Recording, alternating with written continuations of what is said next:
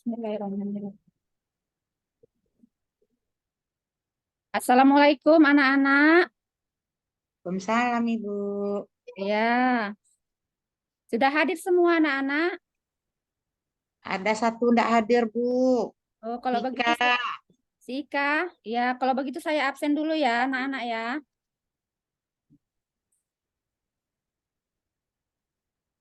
Yang pertama Saidah, Hadir. yang kedua Nurhayani Mangunsong, Ada. yang ketiga Sudarman. Atau suara. Mana nih Sudarman? Ada tahu teman-teman kemana Sudarman? Kenapa nggak hadir di hari ini? Oh, sakit dia ya. Yang keempat Herlianti.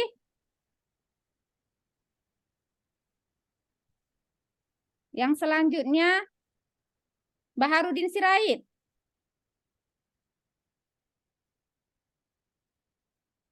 Dadi Permadi.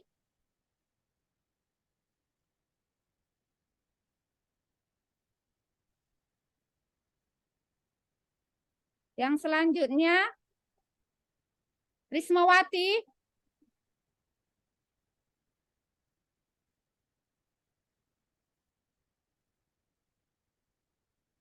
Sudah. Sebelum kita masuk pada materi kita, alangkah baiknya kita membacakan basmalah dan berdoa bersama. Berdoa dipimpin oleh Baharudin. Mana nih Baharudin? Pimpin dulu doanya Baharudin. Bismillahirrahmanirrahim. Rabbi zidni ilma warzuqni fahma wa amalan sholihah. Amin. Hapus dulu papan tulisnya Dadi. Biar kita masuk kepada materi kita. Sebelum belajar, anak-anak ibu supaya duduknya dirapikan. Waktu kita belajar, suara pun tidak boleh keluar.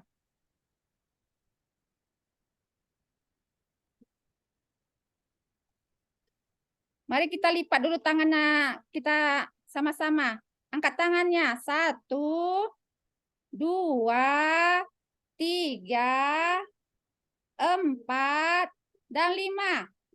Jangan ribut.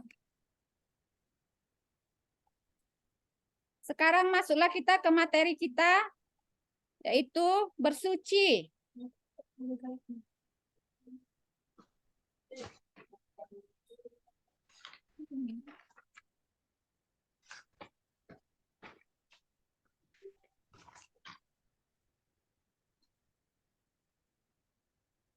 Sebentar ya anak-anak, kita lihat dulu materi kita.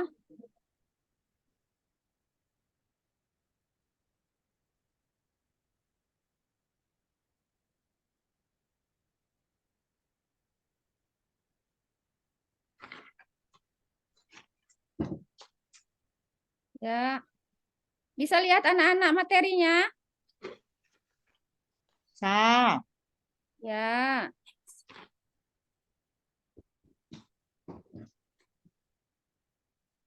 Ya, ini materi kita di sini ada kita lihat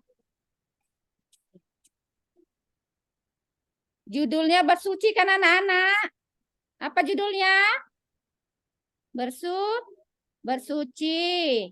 Di sini kita lihat ada konsep atau peta yang isinya yang pertama alat bersuci. Nanti ini alat bersuci bisa juga dibagi, ada juga pengertiannya.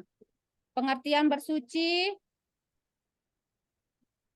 Sebelum Ibu kasih tahu pengertiannya, siapa yang tahu apa itu pengertian bersuci?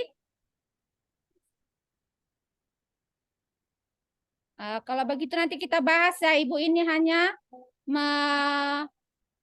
menerangkan peta atau konsep yang di atasnya ini ada alat bersuci, pengertian bersuci, perbedaan bersuci, dan membersihkan diri.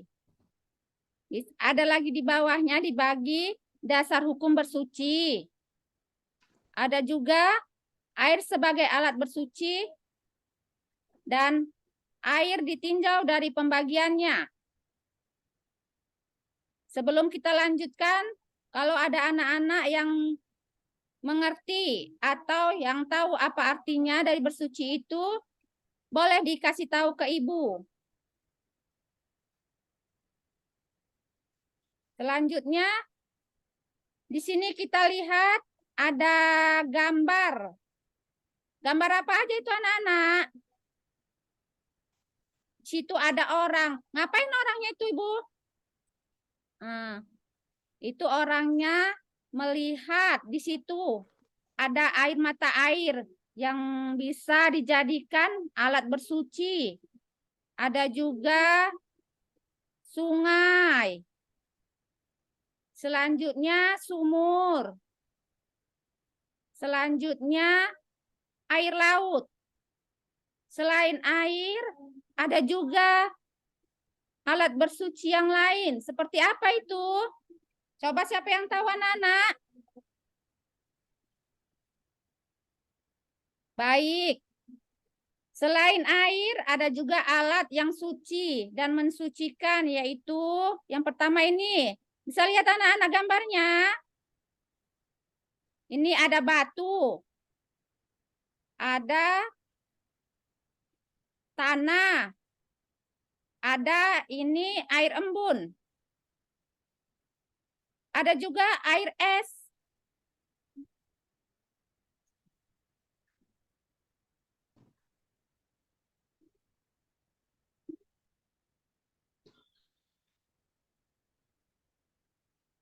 Selanjutnya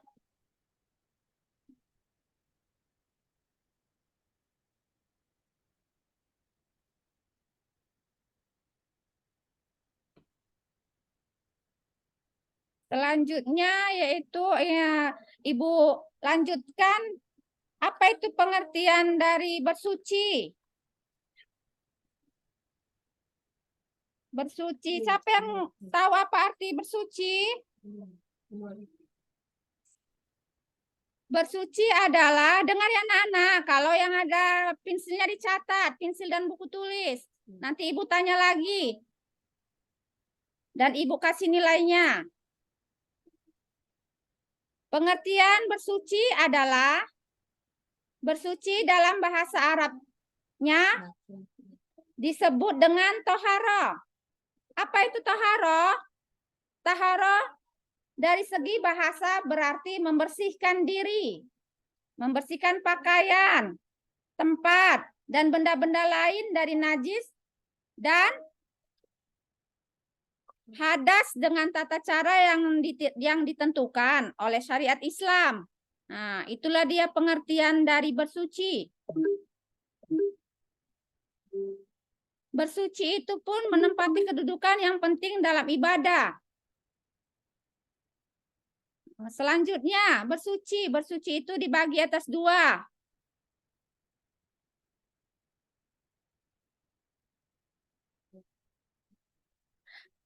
Air sebagai alat bersuci.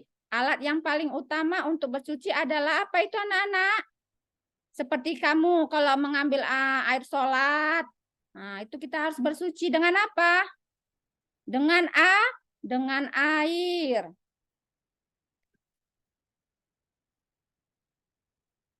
Namun, tidak semua air dapat digunakan sebagai alat bersuci. Ada itu nanti Ibu bagi lagi pengertiannya ke bawah. Baru yang kedua, air ditinjau dari pembagiannya. Air ditinjau dari pembagiannya dapat dibagi menjadi 5. Yang pertama, air suci dan mensucikan. Yang kedua, air suci tetapi tidak mensucikan. Yang ketiga, air mutanajis. Dan yang keempat, air mustakmal. Kelima, air musyammas. Nah, itulah dia kedudukan air dalam bersuci. Dapat dibagi berapa tadi anak-anak? Dapat dibagi dapat dibagi dua. Yang pertama air sebagai alat bersuci. Yang kedua air ditinjau dari pembagiannya. Masuk kita sekarang ke benda-benda bersuci selain air. Nah, tadi kan udah kita lihat di atas ada gambar-gambar. Nah, yang untuk bersuci apa saja dan selain air apa saja yang bisa untuk bersuci. Nah, ini kita uraikan lagi. Benda-benda bersuci selain air yang dapat digunakan untuk bersuci adalah benda yang mampu menyerap air. Contohnya batu. Apalagi anak-anak? Siapa yang tahu? Ya, bagus Nurhayani. Kayu. Tisu. Tisu apa? Jangan tisu basah ya anak-anak. Tisu kering. Tanah. Nah, itulah dia. Alat-alat benda-benda bersuci selain air.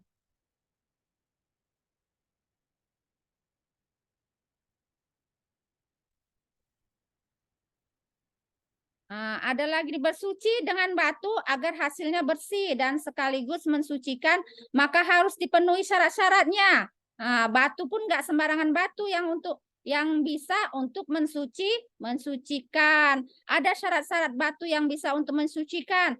Apa aja itu anak-anak? Nah, kita lihat ya, ada rangkaiannya. Ini yang pertama, menggunakan 3 buah batu. Nah, itu syaratnya. Berapa batunya? 3 buah. Baru yang kedua, batu yang digunakan dapat membersihkan. Nah, batunya itu yang dapat membersihkan. Yang ketiga, belum mengering. Berarti batunya itu harus lembab dia atau basah. Yang keempat, belum berpindah. Batunya itu berarti masih di tempatnya dia, belum berpindah tempat, masih di tempatnya, di tempat awalnya gitu. Yang kelima, tidak bercampur. Yang keenam, tidak melebur. Yang ketujuh, batu dalam keadaan tidak basah. Yang kedelapan, batu dalam keadaan suci. Nah, jadi anak-anak, bisa kita lihat dari kesimpulan yang di atas atau hikmah dalam pelajaran kita hari ini tentang bersuci itu yang pertama, bersuci dan menjaga kelangsungan hidup manusia, yaitu air bersih adalah sumber kehidupan. Semua makhluk hidup, terutama manusia, membutuhkan air dalam volume yang paling banyak dibanding makhluk hidup lainnya. Jika muncul krisis ketersediaan air bersih yang diakibatkan oleh pemborosan pengguna air, maka manusia adalah makhluk yang paling berdosa dan paling merasakan dampaknya. Yang kedua, bersuci dan menjaga kelangsungan hidup ekosistem menggunakan air bersih untuk bersuci dengan tidak boros menjadi bagian dari bentuk kepedulian terhadap kelestarian lingkungan. Nah, itu dia. Keberlangsungan kehidupan manusia akan terjaga karena pasokan air bersih digunakan secara tepat.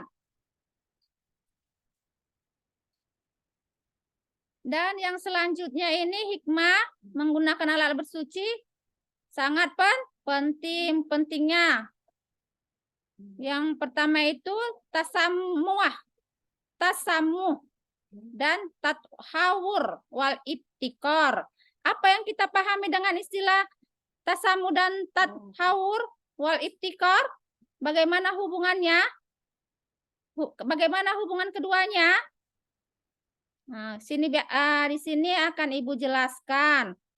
Kalau tawazun adalah prinsip berkeseimbangan dalam mengamalkan ajaran-ajaran Islam dalam berbagai aspek kehidupan.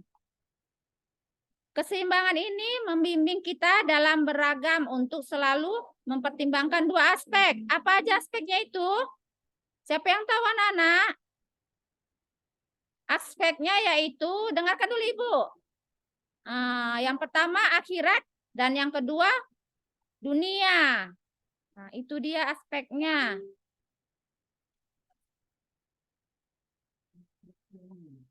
Nah, dengan demikian berkeseimbangan berarti taat, patuh, dan tunduk terhadap ketentuan agama Islam yang harus kita penuhi dalam bersuci.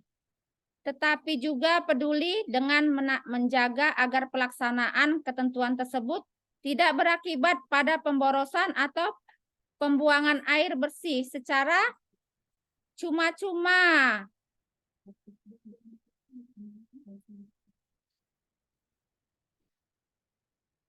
Kalau tathawur wal ibtikar itu merupakan prinsip dinamis dan inovatif yang mengantarkan umat Islam memiliki keterbukaan terhadap perubahan sesuai dengan perkembangan zaman.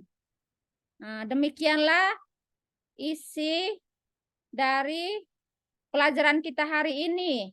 Nah, dapat kita simpulkan. Nah, ada lagi yang belum mengerti anak-anak?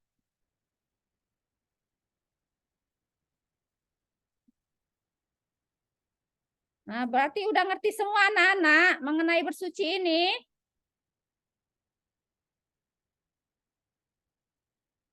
Kalau sudah mengerti semua, berarti Ibu akhiri dengan hamdalah. Alhamdulillahirabbil alamin.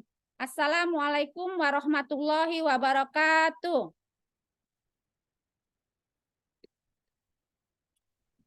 Waalaikumsalam warahmatullahi wabarakatuh. Udah tutup rekodnya udah.